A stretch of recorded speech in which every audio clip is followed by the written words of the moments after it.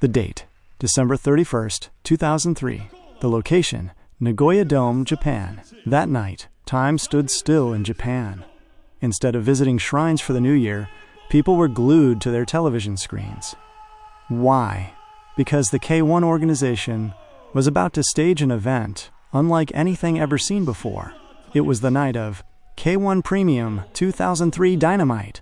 In one corner stood a man built like a comic book character, a former NFL player turned fighting machine, Bob the Beast Sapp. In the other corner stood a man who had reached the pinnacle of Japan's most sacred sport, sumo.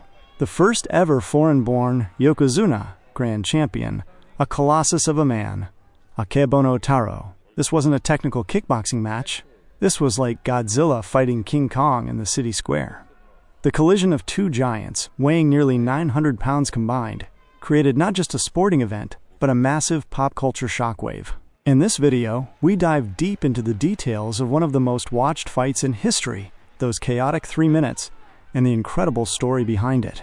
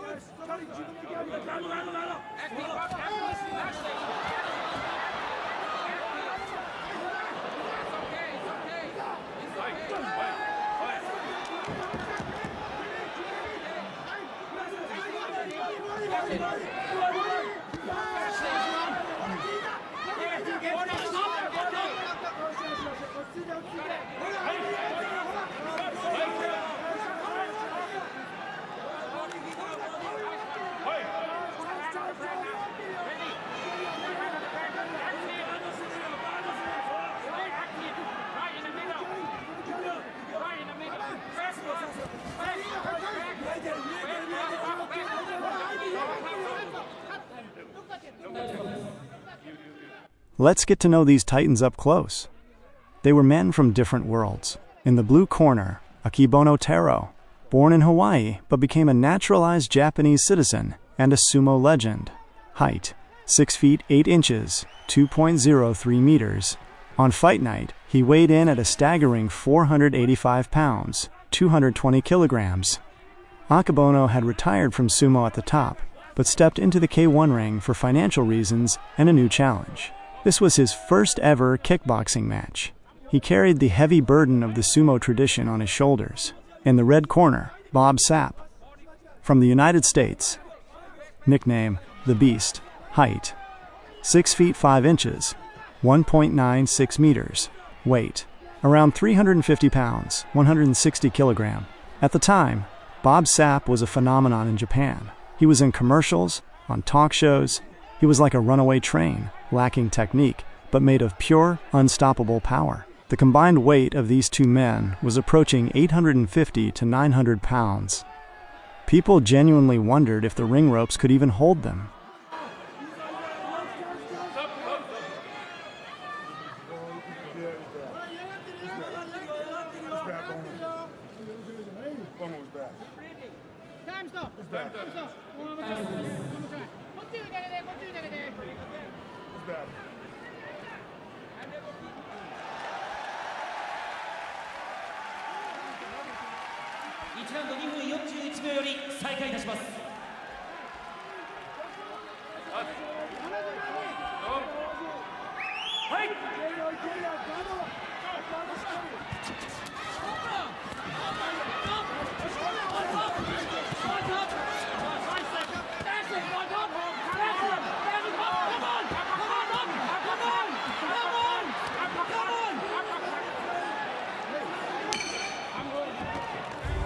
Before the match, the expectation was simple.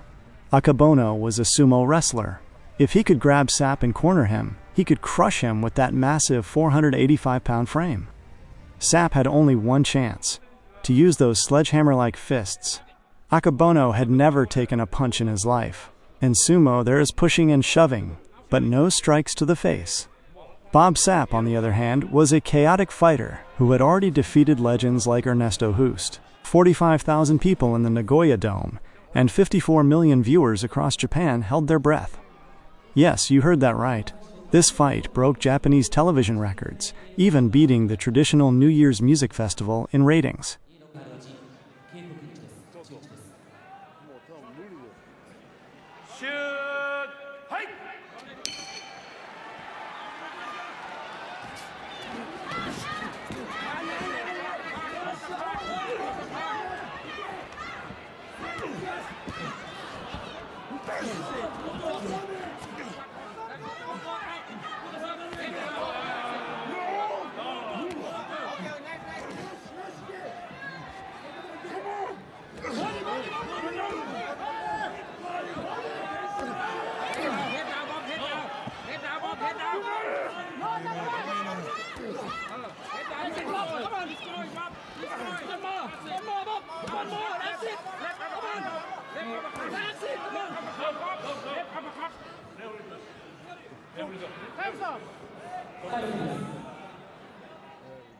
このラウンド中の採点で判定をさせていただきます。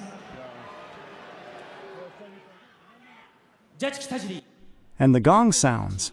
Akebono started exactly as expected, with a pure sumo strategy. No guard, head down, driving his massive body straight into Bob Sapp. That initial impact was like two semi-trucks colliding head-on. Akebono managed to push Sapp into the ropes. For a moment, it looked like sumo strength would prevail, but Sapp survived the initial storm. The first round was a brutal display of raw power, exhausting both giants. As round two began, the dynamic shifted. Akebono was visibly tired, his massive frame slowing down. Bob Sapp, sensing the fatigue, activated beast mode. There was no technique, only brutality. He started raining down hammer fists left and right onto Akebono's head. Akebono was facing this kind of pain for the first time. He tried to retreat, but you can't run fast when you're that big. As Sapp kept hitting, Akebono began to melt. And then, the finale, deep into the second round, a right hand from Sapp connected cleanly with Akebono's chin. The 485-pound giant collapsed face first onto the canvas. The ground shook. Akebono was down, and he wasn't getting up. The referee counted, and it was over. Bob Sapp had knocked out a Japanese sumo legend at his own game in the very first round. Official time, just 2 minutes and 58 seconds. This match turned Bob Sapp into an international superstar, while for Akebono, it was the start of a very tough K1 and MMA career, mostly filled with losses. The 3 minutes you just watched might have lacked technical quality, but due to the sheer excitement and rating success, it went down in history as the greatest freak show in combat sports. Although the two giants met for a rematch years later in 2015, nothing could ever capture the magic of that night in 2003. See you in the next legendary fight breakdown. Don't forget to subscribe and leave a comment about this battle of giants. Stay strong.